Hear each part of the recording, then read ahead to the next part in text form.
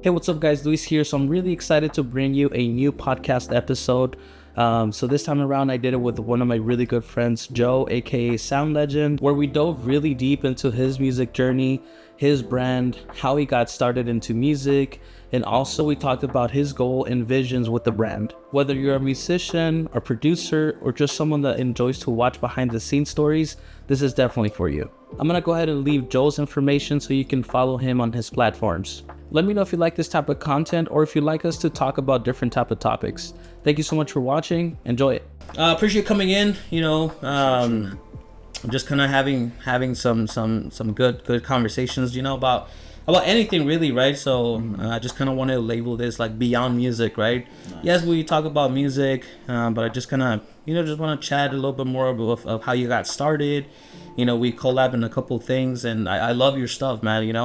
I love your drumming. I love the passion you have with producing, and I don't know, man. I've learned a lot from you about the music industry, so I kind of just want to get to know a little bit more about you.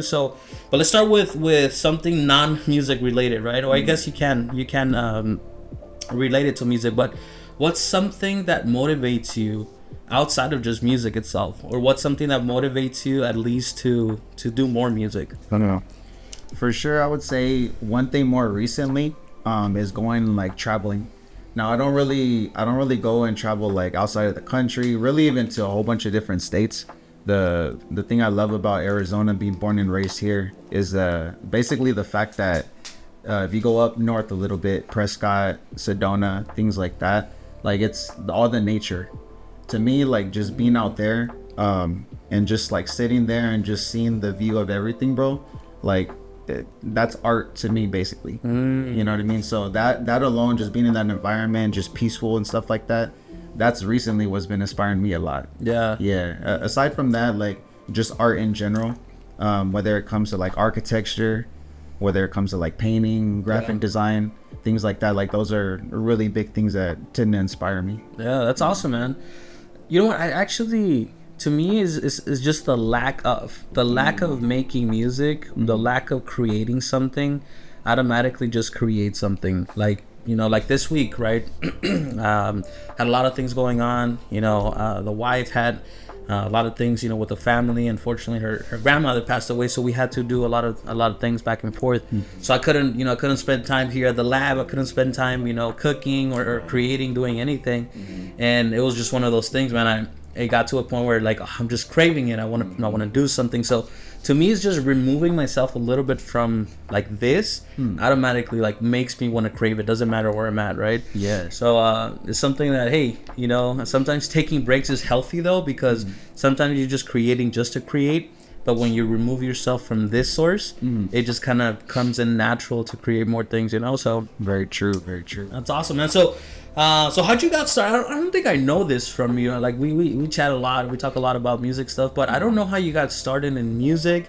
So you're an amazing drummer, right? So I don't know if that was your first instrument or how'd you got into music.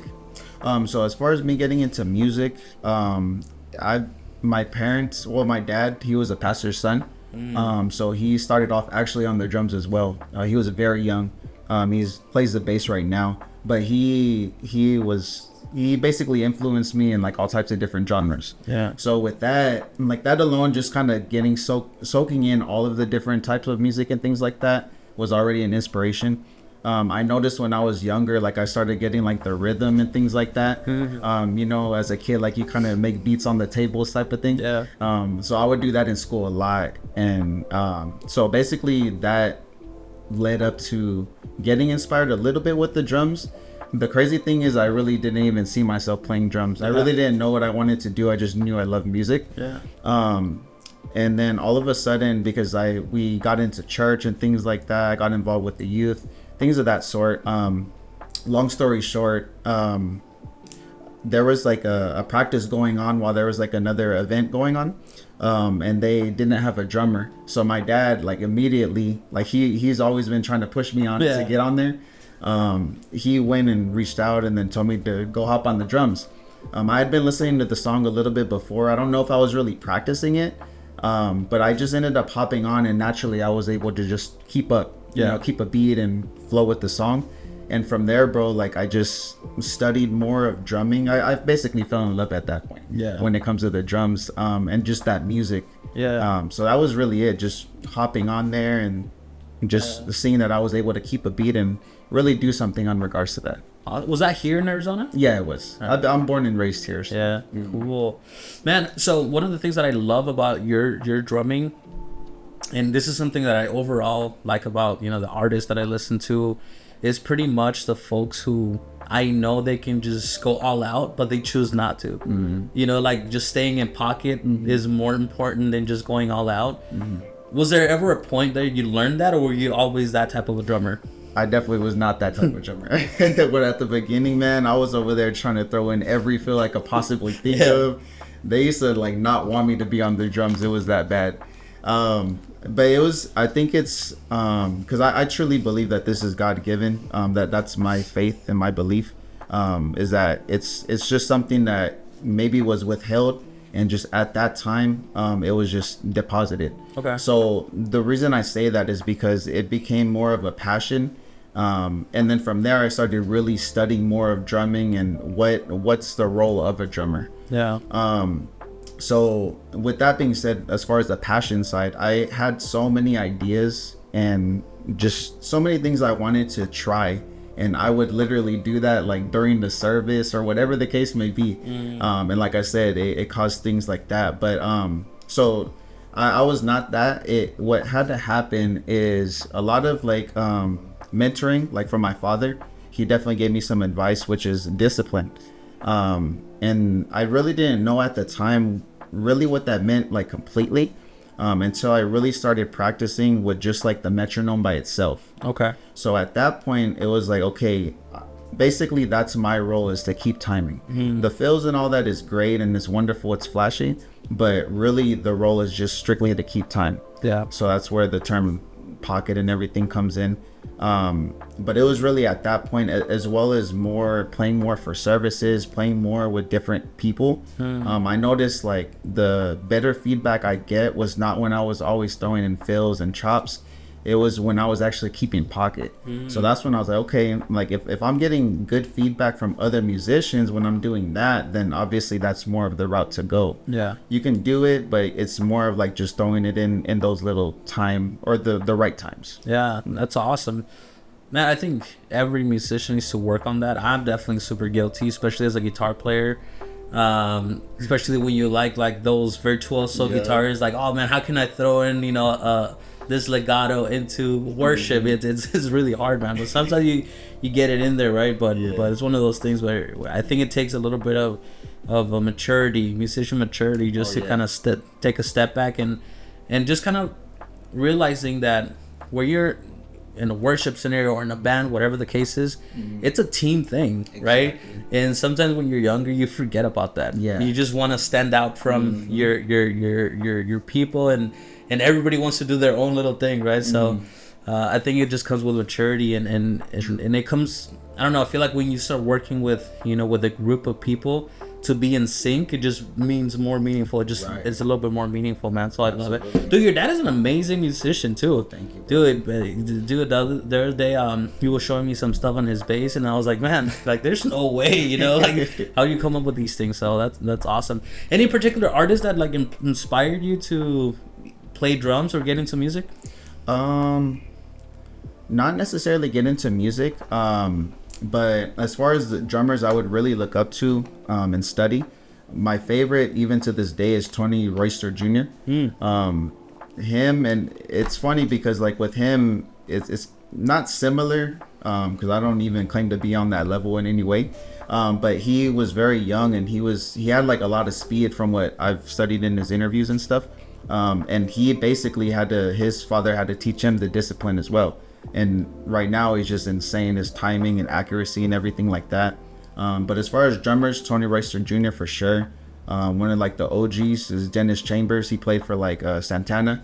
So him. Buddy Rich is like one of like the like well-known jazz drummers from back in the day. So as far as drumming, those would be my probably biggest inspirations. That's awesome. I remember seeing him, like I guess when YouTube started. He was a kid, right? And again, I wasn't a drummer. I always liked drums. Right? I was gravitated to drums, but I just never had the skill or patience, honestly, dude. But yeah, I remember the kid just kind of just ripping it, man. You know, that was crazy. So what is he doing now? Is he like is he still solo or? I think so. I'm sure he gets gigs. But I haven't seen like him being with a specific band or anything like that. But on his Instagram, he's like, you see a bunch of videos of him practicing. Yeah. Once in a while, he'll like get gigs at private events or restaurants, things like that. I bet. Yeah, that's awesome, man. Well, aside from just being a drummer, you're a producer, right, by heart. How did that started? Like when do you cross that road where you're like, hey, you know what? Not it's not only about drums, because it was to a point where sometimes we wouldn't even talk about drumming stuff, right? You wouldn't even bring it up, or you wouldn't even, that was not your priority. Your priority was essentially, you know, production and all that stuff. How did that start?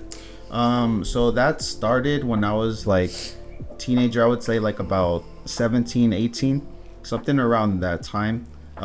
Basically one of my cousins, he had got Pro Tools, and I think it came with one of the MIDI keyboards that he had purchased, and we basically started from there. So there we would like get little samples or whatever that they had, and then we would try and add little drum loops or something. So that kind of triggered that, because I was really into like rap and hip hop. I was born in the 90s, early 90s, so I was really influenced by all that.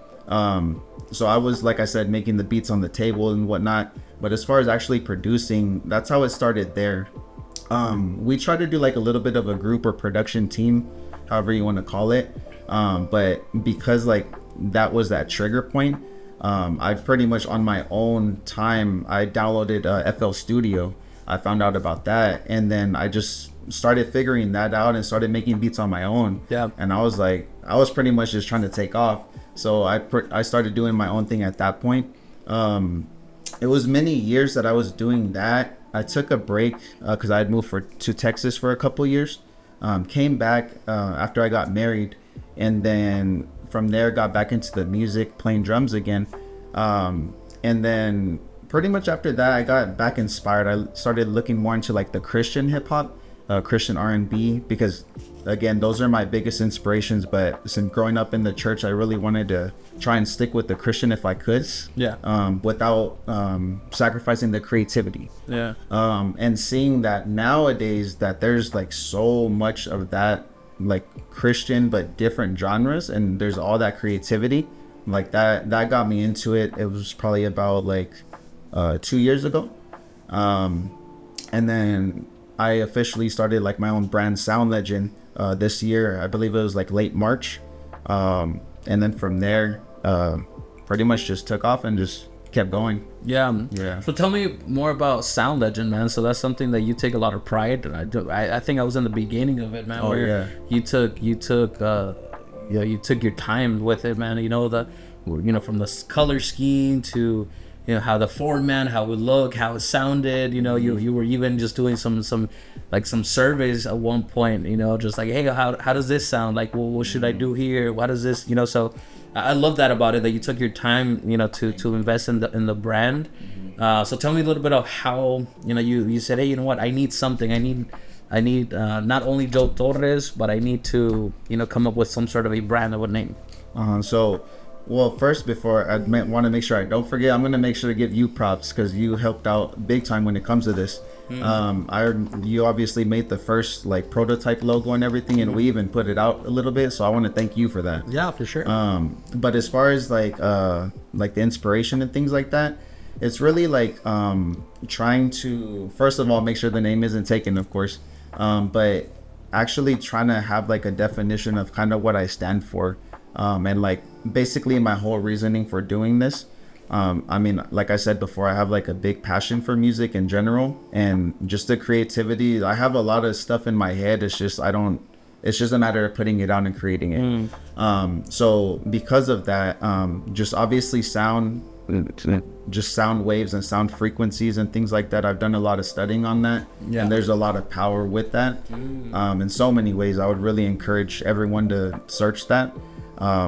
When it comes to like healing and just mental and just so much, So obviously sound is like the biggest influence, and trying to get into different frequencies and whatnot.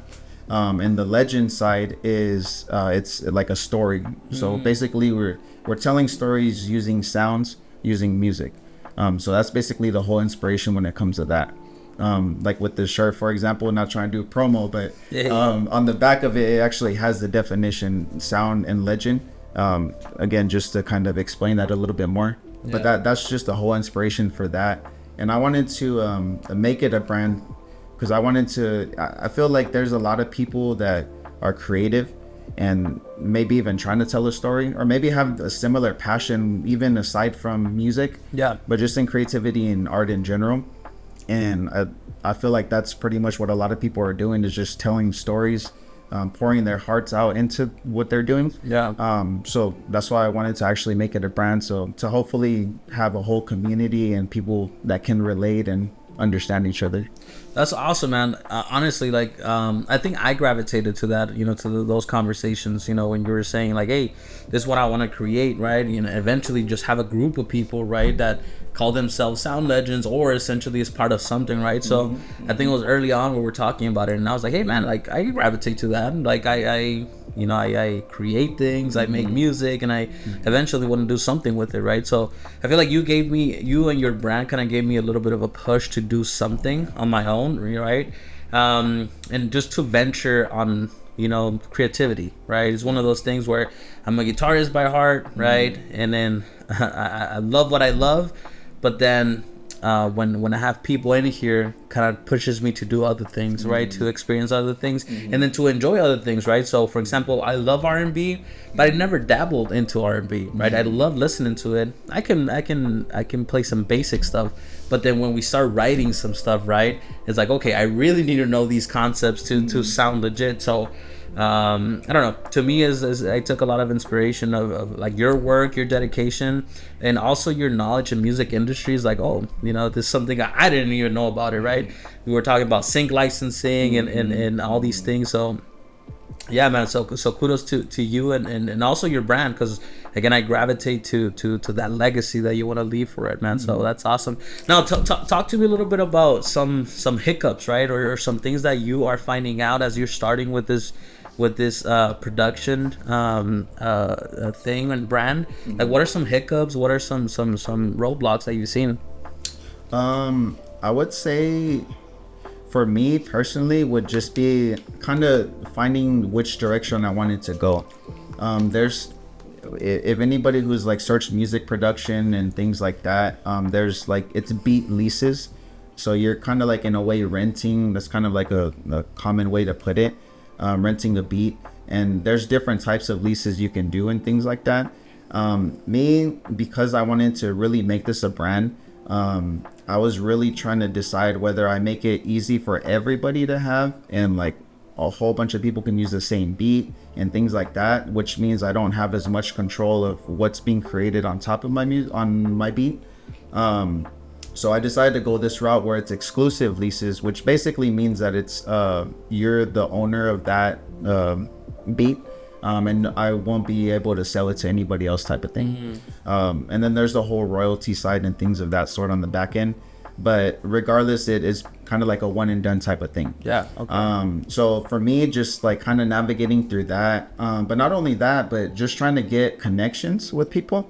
Right now, I wouldn't say I'm like kind of struggling with that, but I guess trying to find the right way to do it. Yeah. Right now, like before, I would just only go into like DMs and just find random artists and try and, throw a shot in the dark and see what happens. But, I'm barely starting. I only have I had like less than 100 followers or whatever. So it's kind of hard to get something established. Yeah. So now I'm actually going outside, going to events and things like that, and getting in people's faces to introduce myself, so that they actually know who I am. And pretty much that's what's actually been helping, instead of just strictly trying to do the whole internet thing and people not knowing who you are. Yeah, and I think those are some concepts that a lot of people don't talk about, right? So there's a lot of information out there, for sync licensing, the leasing, the not leasing, the exclusive, and how to write, how to songwrite, how to do all these things. I'll million tutorials on FL Studio and what the case is, but I don't think there's enough conversation about what it actually takes, right, to monetize these things or to actually get paid for these things. So that's awesome, and that you're able to share a little bit of what your experiences are. Now, something I do have a question about is the leasing. So let's just say you put a beat out there. So can 5 different artists have the same beat? Like, how does that work? Yeah. So there's like different types. Some people go down to where they'll only have like the MP3 file. Well, we'll go down simpler, where you can get like a free download, for example. Okay. At that point, like, you're not able to like upload it. For the most part, you're not able to upload it to like YouTube, anywhere where you can monetize it. Spotify, streaming platforms. You can only do like upload a video to Facebook, TikTok, Instagram. Yeah. And it's basically free for promotional use only. So that's the simple part of that. There's different tiers people do. They'll do like an MP3 and a WAV file. The MP3 is kind of like a more compressed, so not as high quality file. But you can still record. For some, you can monetize. Some they'll have limits on 150,000 streams. And then from there, you have to upgrade to the next tier, which is the WAV file, which is the higher quality file. And then it ups the amount of streams. And then there's a different tier to like unlimited, to where you can obviously have unlimited streams and things like that. But within all of those 3, because again, those are all considered non-exclusive leases. Basically with those, the beat is still available for anybody to purchase still. So people can still make new tracks and everything like that. So it's still not yours only. Yeah. That's basically the different tiers when it comes to that, and the options and how that works. That's awesome. I've always been confused by it, right? I was like, hey, how does this work? Like, how do you rent a beat, right? I haven't gone into that type of an industry, so I think that's cool, right? I mean, there's options. Yeah. But I think it also gets tricky, right? Like you said, hey, what to do? Do I lease? Do I do exclusive? Where's the money at as well? Right. So I think that's pretty cool. Well, talk to me about your creative process, man. Like, how do you start? Just kind of putting, pen to paper. Like, how's that like? When does it start? And also, when do you find the time to do that? Because again, it's not like you just do this full time, right? You got a family, you help out at church, you got a wife, you got all these things going on. So, like, how do you just how do you just find that time to, put pen to paper? So, aside from I'm basically after my 9-to-5 job, I'll spend time. I'll make sure to like save some time for the wife and make sure that she's cared for and everything like that. She obviously has her things going on as well, so that alone will give me time to like take time to go through that whole creative process, which is usually like during the really late nights or something like that. Sometimes like she'll be crashed out or something, and I'm up late trying to get these things done. But as far as like once I start getting creative and everything, ironically, even though I'm a drummer, like I hardly ever start with the drums. There's like probably 10% of my beats. But because I don't really know music theory either, it's all by ear. I know like very basic how to construct a chord and stuff like that, and that's exactly what I do. I'll go through like whatever sounds I have, plugins, and just start hitting notes. And then from there, if I kind of like hear a sound I like, I'll start trying to create a chord. Just whatever key sounds good. If it's a major or minor chord, start with that first one, and then either see how it makes me feel. If I feel like more happy or more upbeat or something like that, then I'll obviously try and find the tempo or try and find another chord to lead to. But it's all from scratch. It's all original. There's a lot of producers that do samples and like loops and stuff. But I just do it from scratch. But yeah, I'll either do a chord, I'll do like a little melody or something like that. And from there, I just start layering. I'll finish a measure of that to have like a constant loop. From there, I'll try and add different sounds to like an alternate rhythm type of thing or alternate melody. And then start stacking up drums and stuff like that. And just kind of go from there. That's awesome. I find it fascinating how people just essentially find different ways to create, right? Me personally, I'm a guitarist at heart, but again, same thing. I hardly ever start with guitar. It's always either doing like a bass line on a synth, or doing either a bass line with a bass, and then just kind of building from there, or drums, right? Having like some sort of a drum loop, then I can kind of just add a melody to it. It just kind of just goes from there. But the tricky part, at least for me, is just finding that time, because again, that craving is like, oh man, I want to do this, I want to do this. But then again, I got work, a lot of work, a lot of meetings, a lot of back and forth. When I'm done with work, then is the baby, then is the wife, and then back and forth. So it's one of those things where sometimes, just like last night, man, I wanted to do something. I wanted to get some mixes, and I was cooked. Like, I was done. I physically was not able to do it. So just finding the time to do things is also crucial, man. And so man, I do want to give a shout out to the wives, man, because sometimes it's not, at least on my case, it's not only when she crashes out or when, so like, for example, right now she's like, hey, do your thing, right? Nice. So they're super comprehensive about our hobbies or our brands or whatever the case is. She even told me like, hey, if you make it big or whatever, you can take this wall down and just kind of extend the studio. And I was like, hey, don't tempt me, don't tempt me. But I don't know. I don't know. To me, it's like, I'm super grateful to have someone that supports the mission and vision. Oh, yeah. Because, man, if she was always like not on board, I would probably not be able to do this as comfortable as I do. You know what I'm saying? Yeah, I don't think it's really possible. Like, if you have a spouse and they just don't support that at all, I really don't even think it's possible to truly continue on. Yeah, you know what I mean. So I can definitely attest to that for sure. Like, without her support, I probably honestly wouldn't even get started. Like, she truly pushed me and encouraged me and everything. Yeah. So yeah, I totally agree. Shout out to the wives, man. Yeah. Hey, so I want to kind of I want to graph something and kind of just give it to the audience, man. So essentially, for like those folks who are starting out, right? Either as a new producer, as someone building a brand, or just songwriting overall, or drumming, right? So what's like an advice that you can give them, like, hey, this is like a 1, 2, 3 step process that you can do, and you'll be kind of successful at it, right? We know practice is one of them, right? It's an absolute thing. But what's like your advice for these new producers, new songwriters, or new drummers that you can give to them? Absolutely. I would definitely recommend, first and foremost, like, always stay humble and always stay learning. Where we never have it all together, and we will never like be perfect. So that there's always room for growth. There's always room for improvement for sure. So stay learning. I would highly encourage listening to as many genres as you can. Basically, like, what that does is it all stays in your subconscious. So the more that you soak in and everything like that, I truly feel the more it's going to help you with your creativity. Don't be afraid to be the one that doesn't know the most. A lot of people, they try and be in the room and try and be the best at everything. I know I can say that for sure was me, but I've learned now that that's what you don't want to do, because all that does is it limits you and it keeps you where you're at rather than growing. So I've definitely been experiencing more that when I'm in a room with people that know so much more than me, that's when I learned so much and can take so much. So I truly feel like that's one of the most important things for sure. Discipline, not only practice, but consistent practice. Like, I know you said that, it's something that we know, but just discipline in general. Do it whenever you don't want to.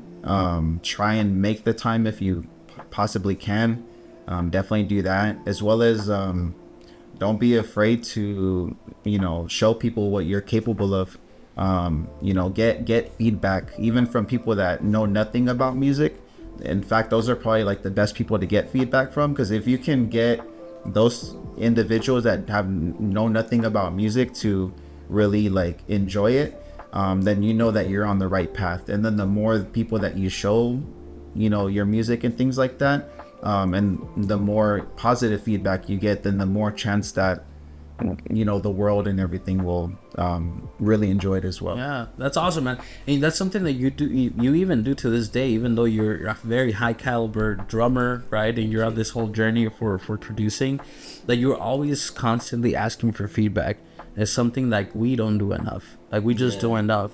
I'll be honest with you. I think I put myself in the box for years because I was literally afraid of what other people would think about my music, because maybe it wasn't as flashy, it was too basic, and I would start something, and then all of a sudden it started being too muddy, too much, and then I would discourage myself, right? And it's one of those things where I never got a feedback. I never got a buddy who's like, hey, what do you think about this, right? You know, they might have told me, hey, yeah, it is too much, or they're not. They might have been like, hey, you know what, this is actually amazing, and maybe I would have completed projects. But to me, it was where I kind of, at least for songwriting, I always wanted to make sure I made a statement, and that's not the case. You know, for some reason, you know, when I was younger, I wanted to write things to not only just impress someone, but just kind of show for like what I've been practicing, right?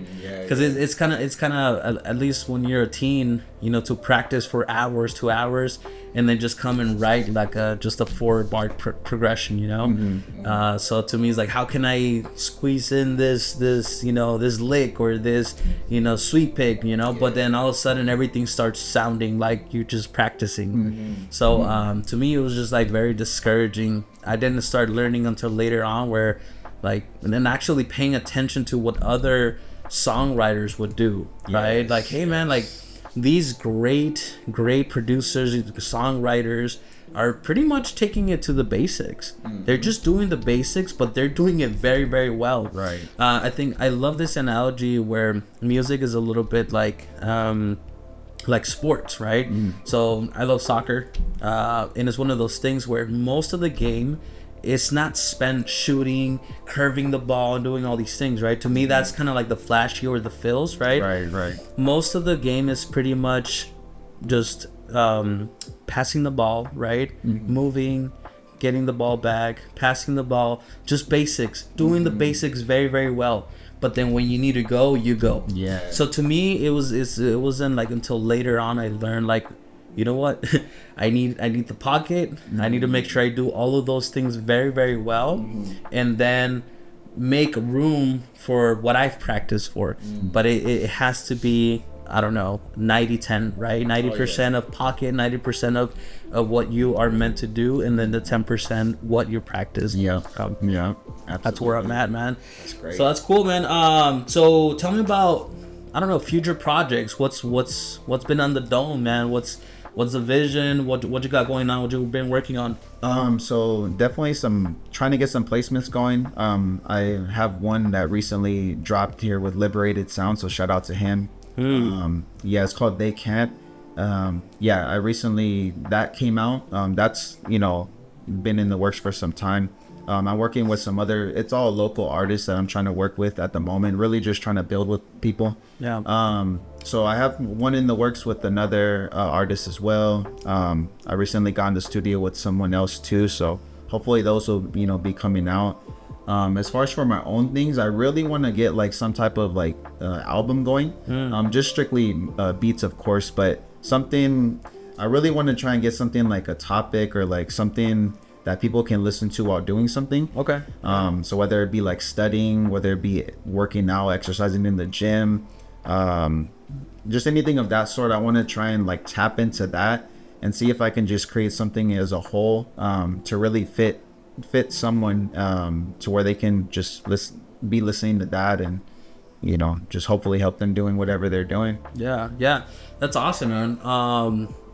You know, that's something that I've been thinking about a whole lot lately. Like man, I don't have anything for me, right? The closest thing I have is like my YouTube channel, which I love and enjoy just putting things out there, right? Because again, I can go back into it, or you know, family members, you know, even co-workers, like, oh man, you know, I saw you post something, you know, and it's there forever, right? Well, until YouTube is, you know, essentially available. But I think I've shared the story where my main goal to start something like this, and even like having an album on for my own, is for my future, for my kids, right? Just to go in there and listen back, like I don't know, 20, 30, 40 years, right?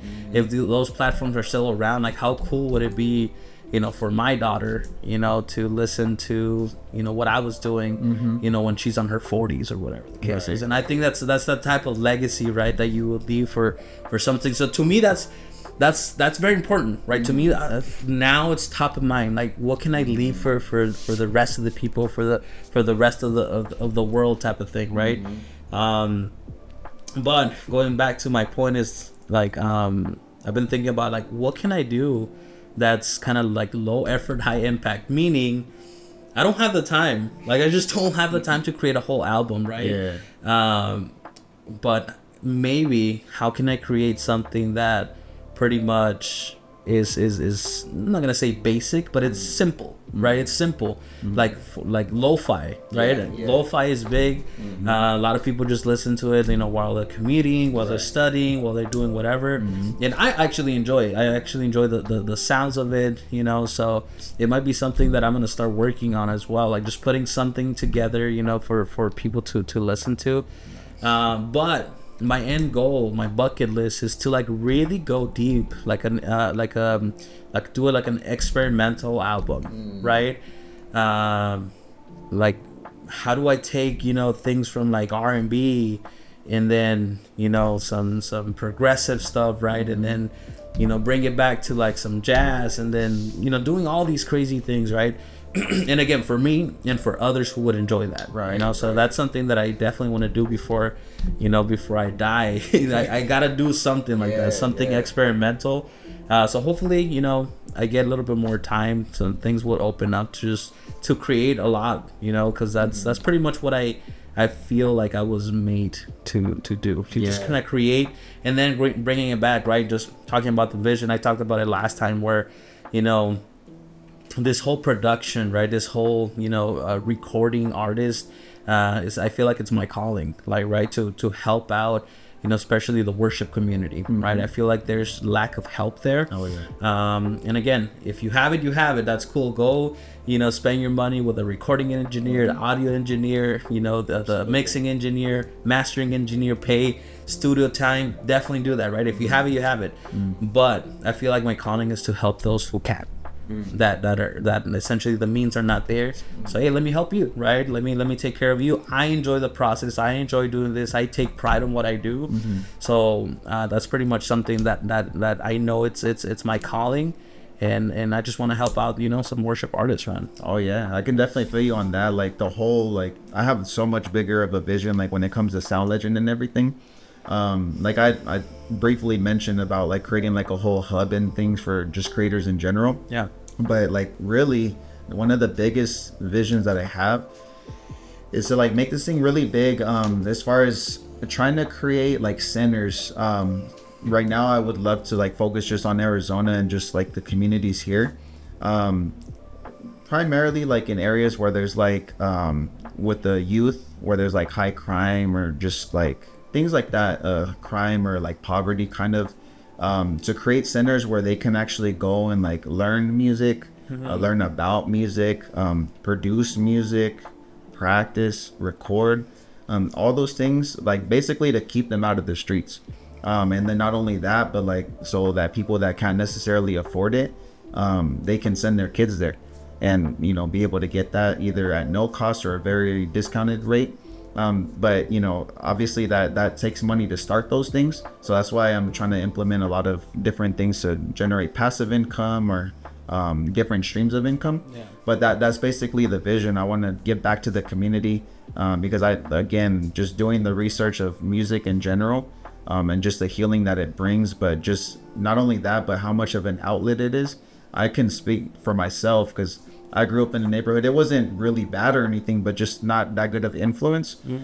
So I can definitely say, like, if I knew more about what I had available with music, like that would have probably kept me away from so many things that I caused on my own life. So basically with that, like I said, I that's really a big vision that I have, is really to give back and to create that outlet for young kids and even adults. That's awesome, man. Maybe you can dabble into like some non-profit stuff right there. Exactly. Because it's awesome, man. It's an awesome thing, man. I couldn't imagine my at least my life without music. Right? It's just we talked about it last time. It's an identity, man. It's part of me. It's ingrained in me, and and it's one of those things that it has changed my life, and also it has pushed me to do things that I wouldn't, just to maybe free up my time, right? Like, so for example, like, how can I, work around, my work schedule and my wife? How can I make sure she's taken care of, everybody's taken care of, so I can dedicate some time here, right? So again, it's one of those things where it's just, it's just an identity, it's part of me, and I need to do it.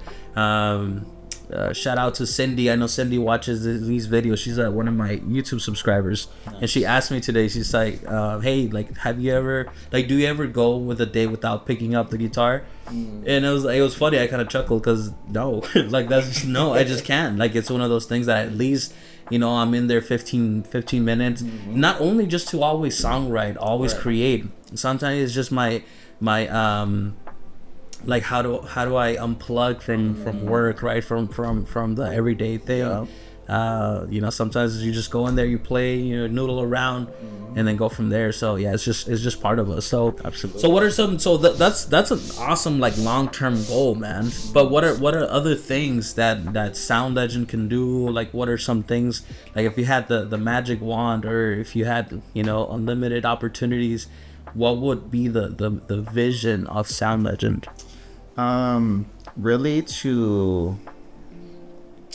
I would say just to be kind of like a well-known, like, brand and face when it comes to, like, the Christian music producer industry and things like that.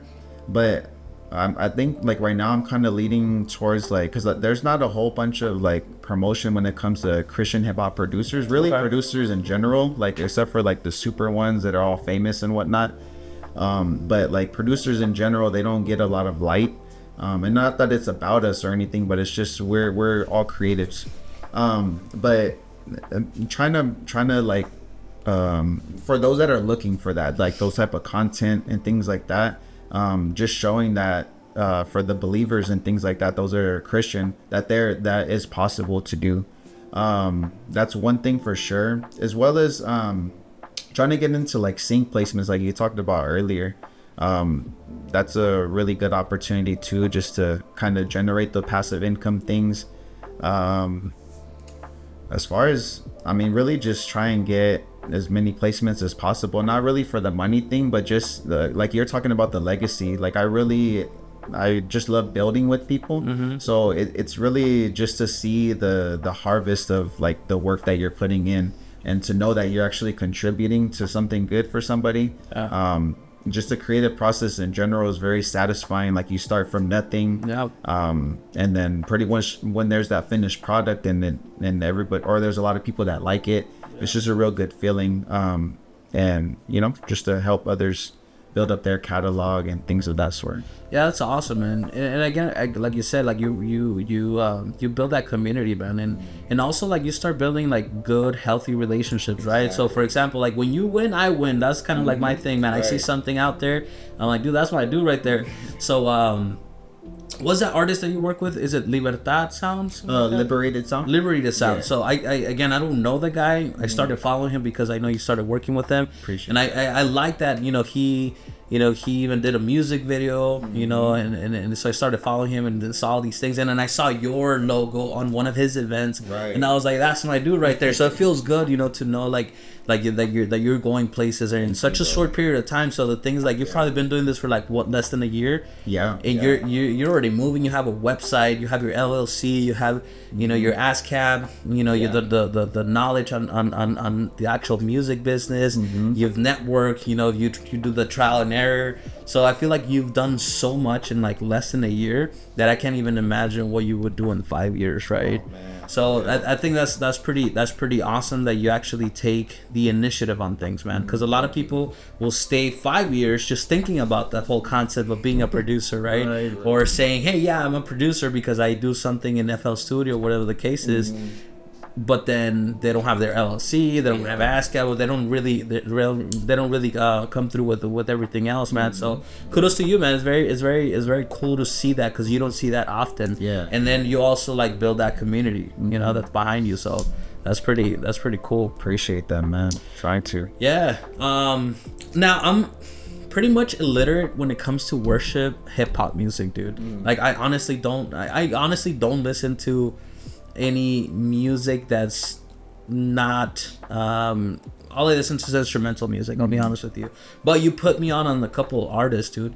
I think his name's Caleb Gordon, right? Oh, yeah, And then is it Kenny Rogers? Kenny Rivers. Kenny Rivers, Yeah, dude. Yeah. So I actually was bumping them, you know, and my daughter loves it, man, because it's really? catchy. Yeah. Nice. So yeah, I started following and all that. So you put me on them. So who are other artists like that are leading that type of a group?